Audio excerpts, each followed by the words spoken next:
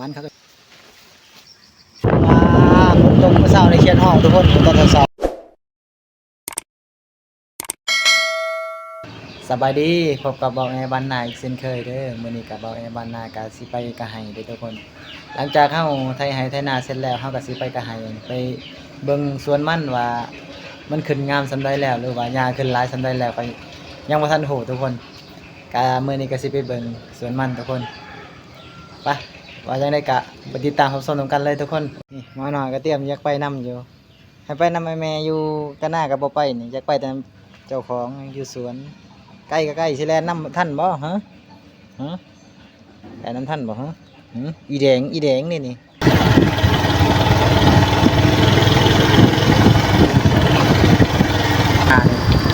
หัวหลายเขาปล่อยงัวตาสาวๆทุกคนเสะ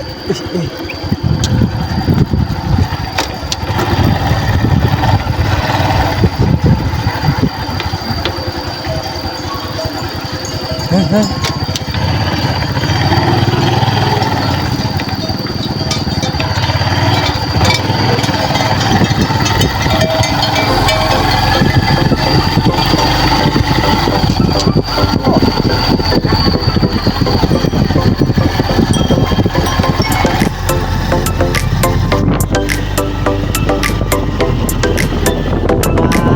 ตรงเสาในเขียนห้องทุกคนตรงเสา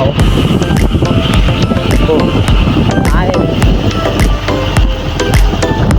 กับผมมาจับ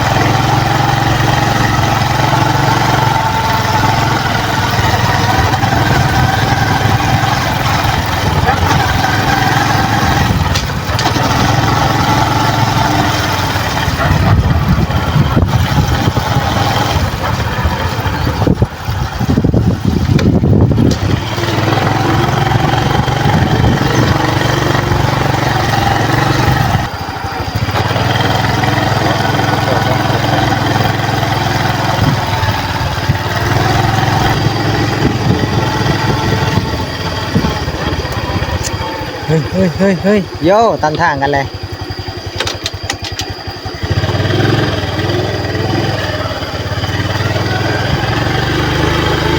คือว่าเด็กน้อยบ้านกระแสไปเลี้ยงควายทุกคนเขาว่าจะถามเขาอยู่แต่กับเขาน่าจะบ่ฮู้ดอกเพราะว่าส่งเขาบลูนะทุกคนแต่วันนี้เขาอยากถามภาษาลาวให้เขาฟังอาจจะบ่ฮู้เรื่องเขาอยากถามภาษาลาวทั้งภาษาชนเผ่าเขาแต่ว่าเขาก็ว่าบ่ค่อยเป็นทุกคนก็เลยว่าบ่ได้ถามโอ้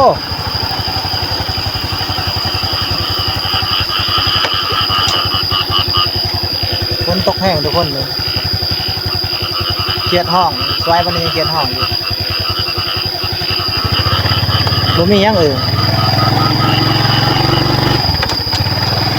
จะเครียดเต็มหัวเต็มห้องทุกคนเลย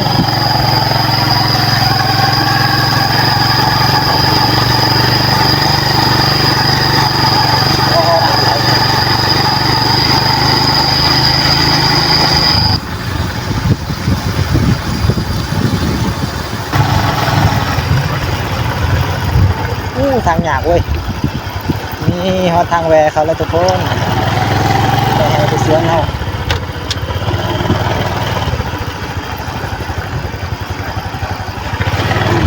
กบทุกคนกบ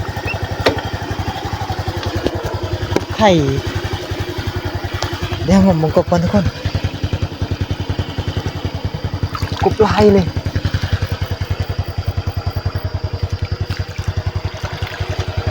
ตอนนี้ยังมีกบอยู่ในเต็นท์ยนต์เข้าป่าอยู่นี่เห็นไหมทุกคนมันกำลังวางไข่ทุกคนกบตอนนี้เขากำลังฮอตเดินทางทุกคนเขาก็จะเขาไปใส่ไฮแล้วเพราะว่าใกล้เติบทุกคนประมาณหลายกิโลเติบทุกคนใส่เวลา1 ชั่วโมงเพื่อสิมาฮอดไฮอยู่ดงทุกคนไปจากนั้นใกล้สิฮอดสวนฮอดไฮเลยทุกคนไปเข้าไปเบิ่งว่ามันเท่านี่สิเป็นชั้นใดได้สิงามชั้นใดเพราะมันเป็นดินดงนะทุกคนนี่ดงแบบดงอีเลยได้จ้าเอ๋เสร็จไปยังได้บัดนี้แจบคักแจบแน่เลยโอ้ยทางตันเลยทุกคนนี่เห็นบ่ถึงแล้วบ่ได้มาทีนี้บัดนี้ทางตันเลยมันสิไปจังไดไปโอเคค่อยๆไปนะทุกคนลองเบิ่งทางตันแล้วเพิ่งมาทีนึงทุกคนมาให้ทางตันจำทุกคนเดี๋ยวนี้เป็นไรเอาสิไปจังไดบัดนี้ไปก็ขอเวลาทางก่อนเพื่อรถจักรไปได้ทุกคน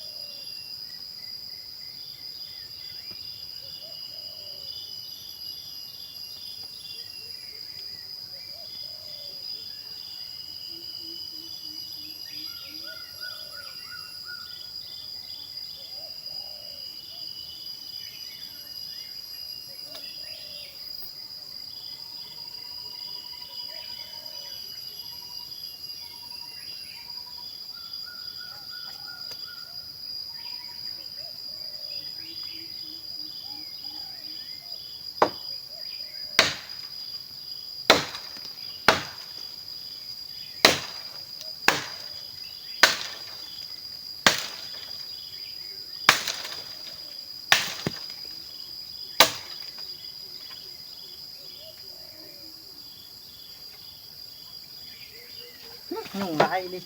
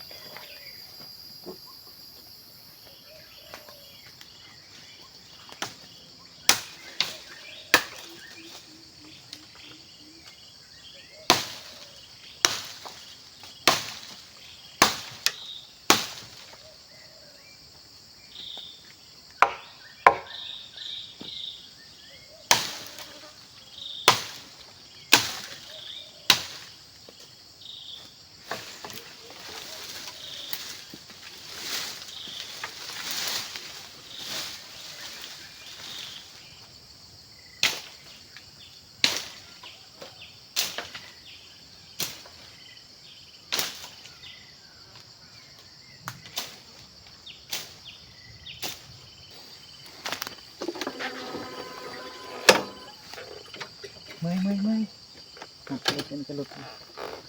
โ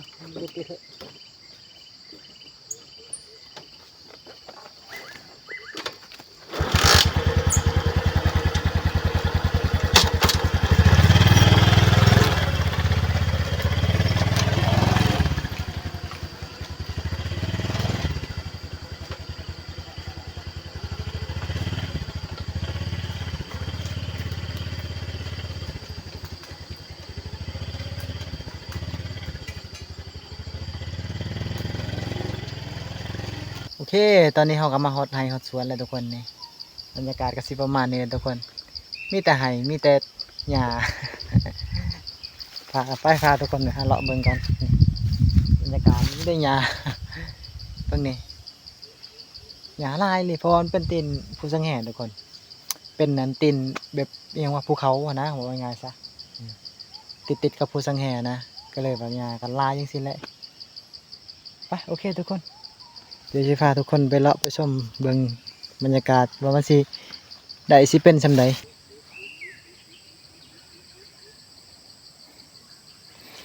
มันก็ขึ้นอยู่เด้เอาฟังเอาได้ทุกคนตัวนี้นี่มันก็แอบขึ้นอยู่บ่ละน้อย2น้อยนี่ตัวที่เหลือก็ยังเป็นยอดเนาะอันนี้เอาฟังเอามันขึ้นน้อยๆนี่มันทุกคนนี่หมักสลีเขาทุกคนนี่กำลังเกิดคนทำ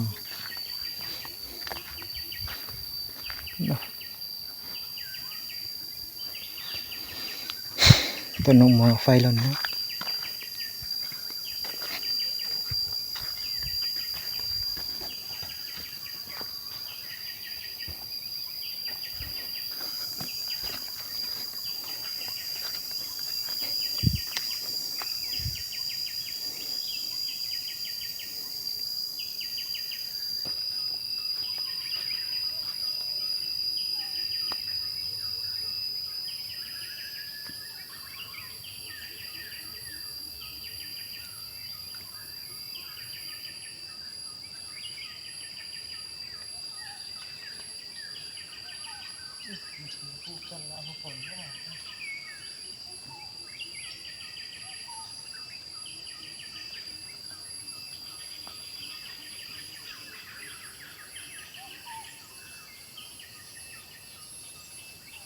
โอ้ซึ่งมะเขือเฮาบ่ออกเลยมะเขือนี่พังไว้แต่พร้อมมันบ่เห็นจากต้นหรือว่ามันยังบ่ออกบ่ไปเบิ่งมันซื้อนั่นนี่ที่ไทยเอาอันนี้ก็ยังพอโอเคดูได้เบิ่งได้อยู่มีหญ้าแน่หญ้าขึ้นหลายทุกคนแต่ปลูกมันสิได้คักกว่าทุกคนนี่โอ้บ่ได้แซมนี่ตัวมันตายนี่ปลูกกินคือเก่า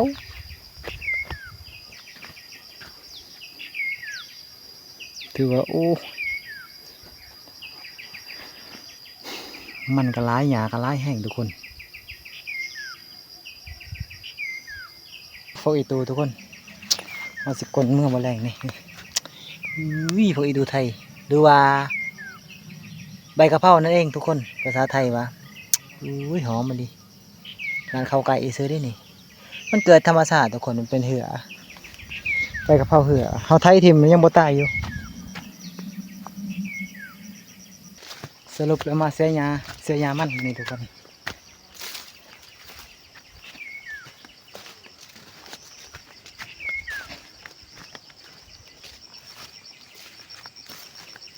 ก็ร้าย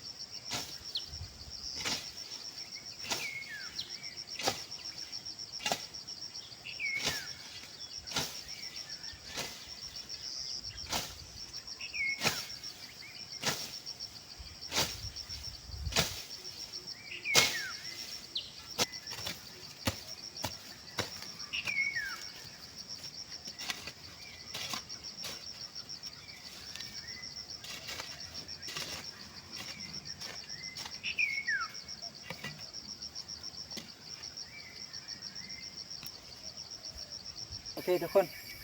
ตอนนี้เราก็มาถึงไห้ถึงสวนเราแล้วนี่ส่วนที่เราไถแล้วก็ปลูกเสียบเอานะทุกคนมันก็คือประมาณนี้แหละประมาณเดือนไปปลายหรือ2 เดือนนี่แหละประมาณ2 เดือนเต็มที่ไปประมาณนี้เลยทุกคนมื้อนี้ก็บ่มีหยังหลายก็สิมาเสียหญ้าแล้วก็ถ่ายบรรยากาศที่สวนมันให้ทุกคนได้เบิ่งได้ชมได้ทุกคนได้แล้วจากนั้นเขายังไปหาของป่าของดงหลังจากเขาเสียหญ้ามันเสร็จทุกคนโอเคตอนนี้ก็เสียหญ้าไปก่อนแล้วทุกคนเลย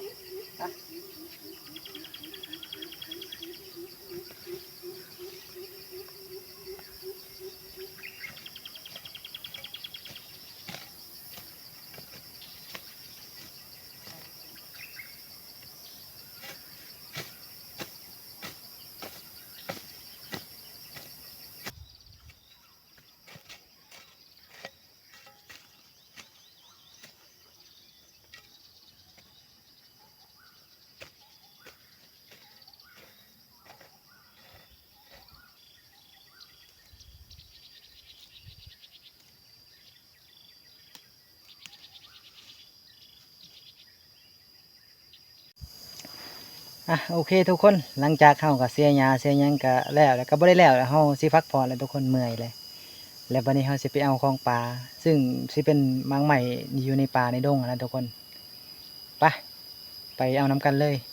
แล้วไปรับส้มน้ำกันเลยว่าสิเป็นหมากอีหยังว่าสิหวานหรือสิส้มสำใดทุกคนโอเคไปเบิ่งน้ำกันเลยโอ้ฝนตกแล้วเขาเข้าป่าทุกคนมันจะเป็นบรรยากาศแบบมืดๆแล้วก็ซุ่มๆแซะๆอะไรทุกคนเลยบางอย่างบ่เห็น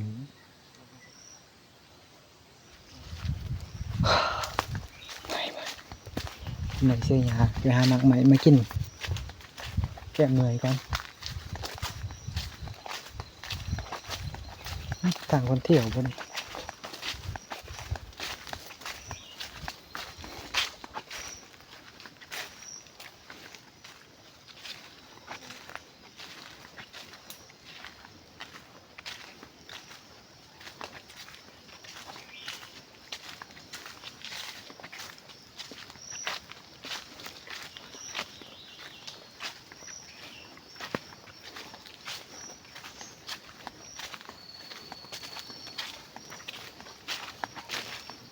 ดูทางรถจักรเที่ยวนี่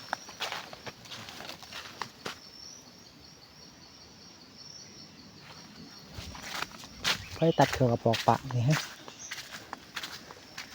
ทุกคนเจอแล้วนี่ทุกคนนี่อยู่ตันทางออกมาอย่างนี้โอ้ซอยๆอยู่ทุกคนนี่แต่ว่ามากหน่อยเบิ่งเขาสิซิมลงเบิ่งทุกคนว่ากินได้บ่มากหน่อยดี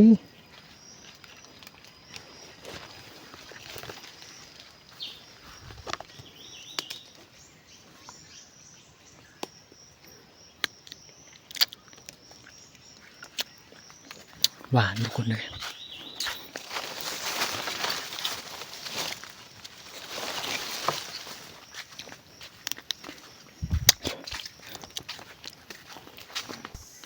เขาเจอแล้วเขาเจอหมากใหม่ที่กินแล้วทุกคน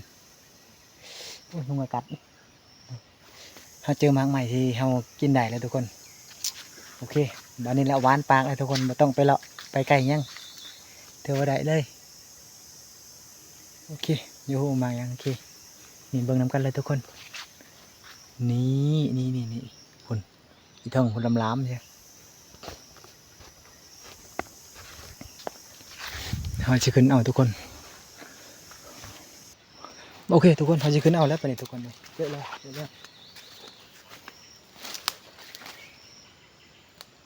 คนขึ้นกินมันดูน้องบางวะ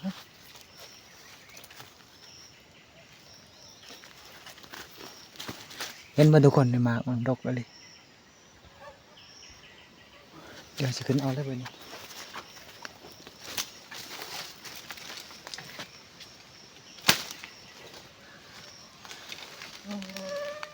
ขึ้นหมดทุกคนขึ้น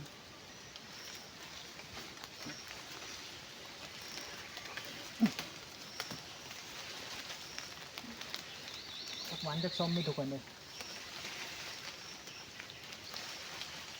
บัก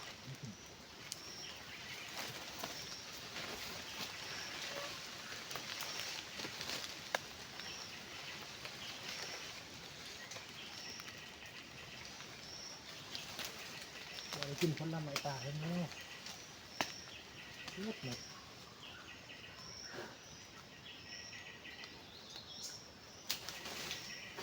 3 วัน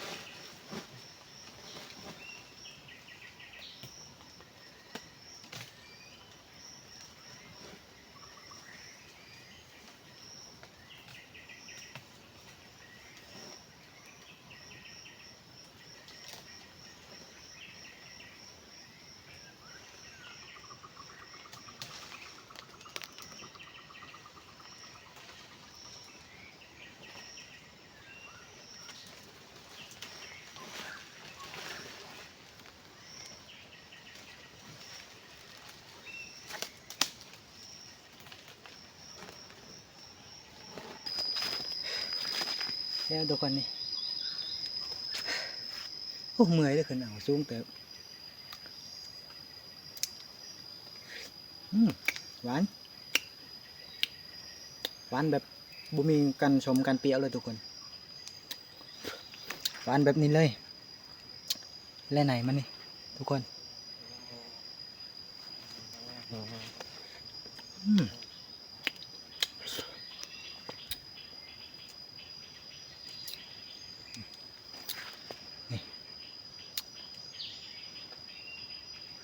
หวานครับเลยทุกคนมักไฟปลากินทางกาบก็ได้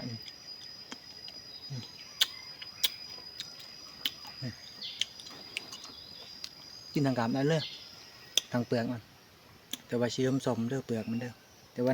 นวลมันรู้ว่าเนื้อมันหวานทุกคนไป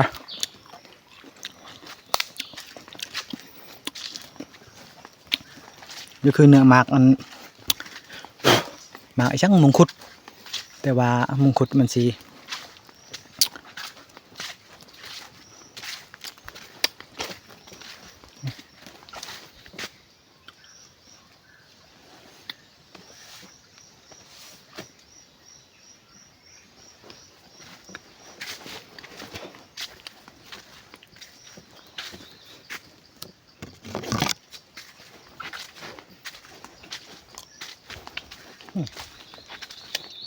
หวาน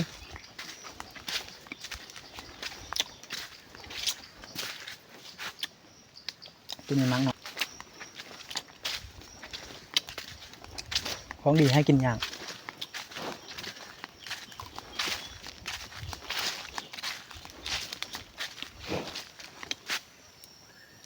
อยู่ปลาใหญ่แล้วก็อยู่ปลาสูงของดีให้กินอย่าง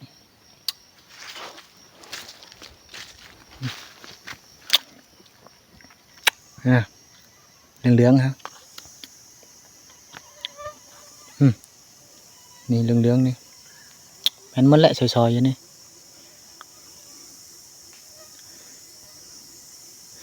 มักไฟแต่มันสูงต้นมักใหญ่อยู่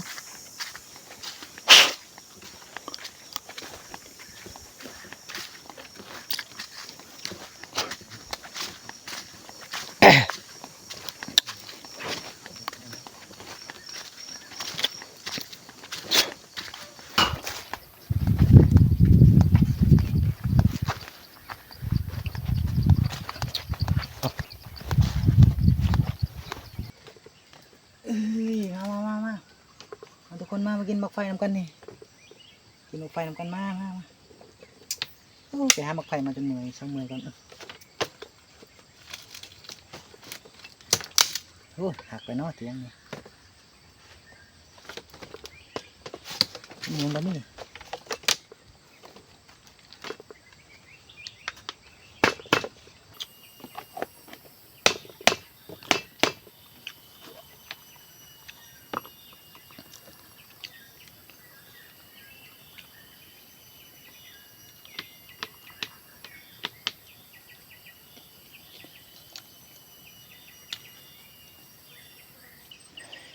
มีมักไฟทุกคนมีมักไฟแล้วก็แจวมักม่วงแจวแล้วก็ข้าว มากินข้าวนำกันทุกคนมา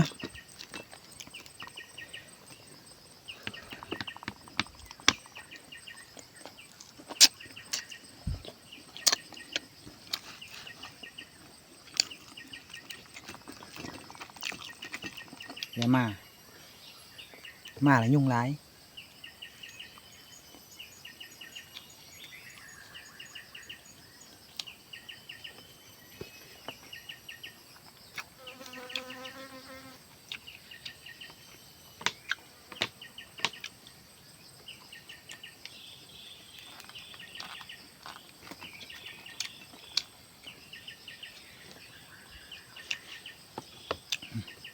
กินข้าวจำแจวอยู่ดง แซ่บคือเก่ากินแจวปลาแดก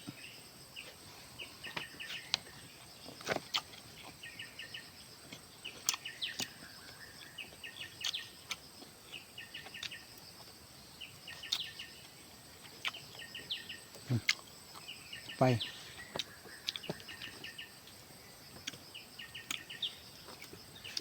ของหวาน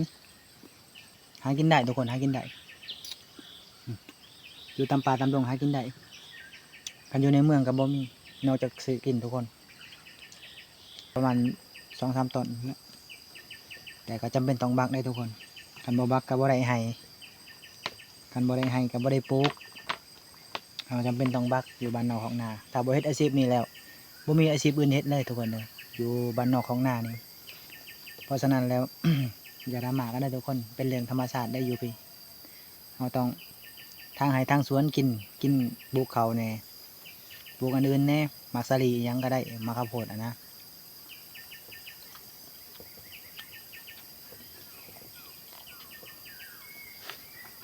คือว่าใช้ชีวิตแตกต่างกันบ่คืออยู่ในเมืองอยู่เพียงบ่ได้ซื้อแต่ก็หากินเองแบบมันจังไดล่ะบ่มีเงินซื้อบ่ต้องปลูกถ้าอยู่บ้านนอกไปบ่ดุเฮ็ดดุทางฮะบ่ถือว่าบ่ได้กินแหละครับเขาเอิ้นว่าเป็นคนบ่ดุบ่มันอะไรครับเลี้ยงครอบครัวบ่ได้แต่อยู่ในเมืองฮะจังไดล่ะชีวิตมันคนละแบบกันตื่นมามีเงินทำงานหาเงินซื้อกินอยู่พี่ตื่นมาจะต้องไปทางป่าทางสวนบ่มีเงินต้องบ่มีบ่อนหาเงินหนูง่ายๆซะเขาต้องมาทางสวนไว้ปลูกเขาปลูกมันปลูกอีหยังได้ปลูกมันก็พอได้ซื้อพริกเกลือเพียงนัวแล้วก็เขาก็พอได้เอาไว้กินแต่ละวันเนี่ยนะเพราะง่ายๆก็ต่างคนต่างดิ้นรนหาเลี้ยงชีวิตเจ้าของนั่นแหละเพื่อความอยู่รอดนะทุกคนก็สิประมาณนี้แหละ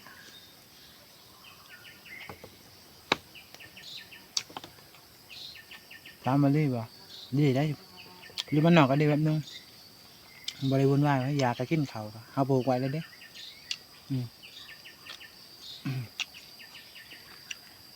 ยังเอาไปหากินบริสุทธิ์อีกถือว่าดีแบบบ่อันนั้นบ่ค่อยได้อยู่นำพวกคนร้ายนะผู้คนร้ายที่เช่นมีโรคบ่มีโควิดยังบ่สมัยแต่รุ่นก่อนนั้นนะแต่เก่าแต่เดี๋ยวนี้มันก็มีโรคหลายอย่างเข้ามาครับเราก็เลี้ยงได้เพราะเราอยู่ป่าอยู่ดงหากินแบบธรรมชาตินะทุกคนมันก็ปลอดสารพิษอีก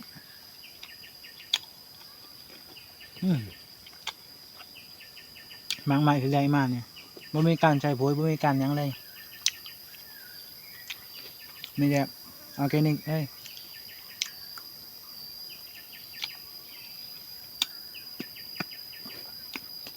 ปิดมาจากต้นกินเลยแบบโบราณก็ได้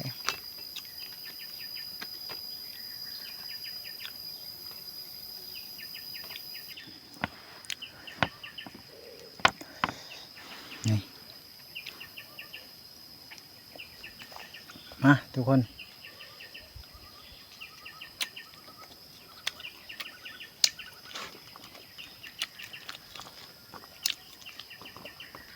คือบ่แซ่บแซ่บหลาย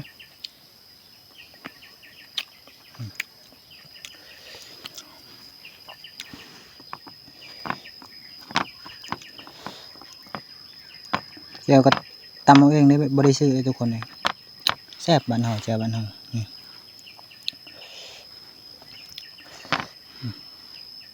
เจียวปลาบ่ำเจียวปลาบ่ำบ้านนานี่ทุกคนมากินน้ำกันเด้อ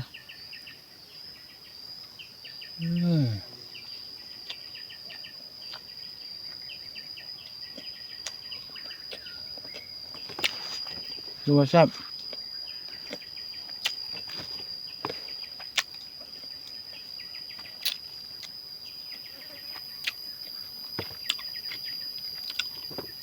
มีเอาไปกินเอาไป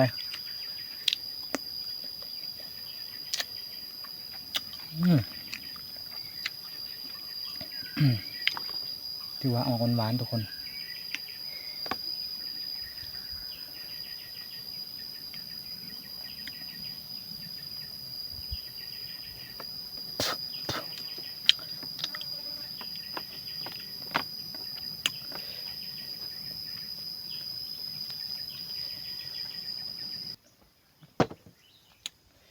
ถือว่าคันออกเมืองนี่ถือว่าได้ซื้อกินทุกคนแต่ว่าออกมาป่านี่ถือว่าได้ปิดกินเองทุกคน ดกขนาดได้ห่วงหนึ่งนี่เป็น10 หมากโอเคทุกคนหลังจากเขากินข้าวกินน้ำเสร็จแล้วตอนนี้เขาก็สิลงเฮ็ดเวียกเฮ็ดงานแล้ววันนี้สิลงเสียงานเลยก็เขาจบคลิปเพียงเท่านี้เด้อเขาจะเริ่มตามมาคลิปนี้ก็จะเริ่มกดติดตามแล้วก็กดไลค์ให้ในเด้อกดแชร์ให้นำเพื่อเป็นกำลังใจให้โอเคบ๊ายบาย